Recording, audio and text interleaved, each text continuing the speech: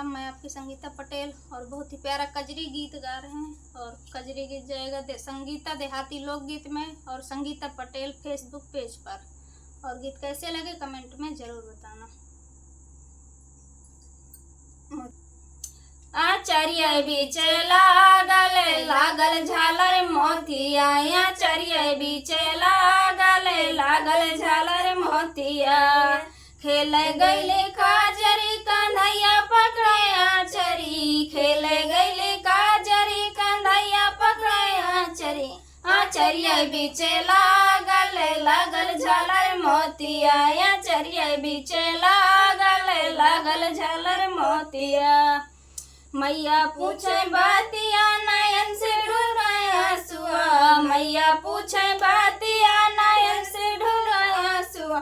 कहाँ हो बेटी पायू पायू झालर मोतिया, कहाँ हो बेटी पायू पायू झालर मोतिया। आचार्य बीच लागल झालर मोतिया, आचार्य बीच लागल झालर मोतिया। खेल गईले काजरी कंधैया पकड़े आचरी, खेल गईले काजरी कंधैया पकड़े आचरी। आचार्य बीच लागल झालर मोतिया, आचार्य बीच लागल झालर मोतिया। चाची पूछे बातिया नयन से ढूंढ आंसुआ, चाची पूछे बातिया नयन से ढूंढ आंसुआ। कहाँ हो बेटी पायू पायू झालर मोतिया, कहाँ हो बेटी पायू पायू झालर मोतिया। आचार्य बीच लागल झालर मोतिया, आचार्य बीच लागल झालर मोतिया।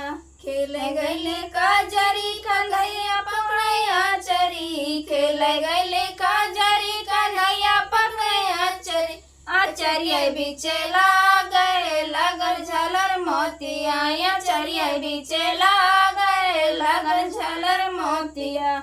भाभी पूछे बातिया नयन से ढूंढ आंसुआ, भाभी पूछे बातिया नयन से ढूंढ आंसुआ।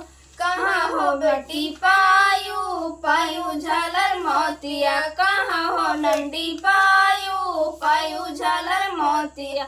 आचार्य बीच लागल झालर मोतिया, आचार्य बीच लागल झालर मोतिया। खेल गईले काजरी कंधैया पकड़े आचरी, खेल गईले काजरी कंधैया पकड़े आचरी। आचार्य बीच लागल झालर मोतिया, आचार्य बीच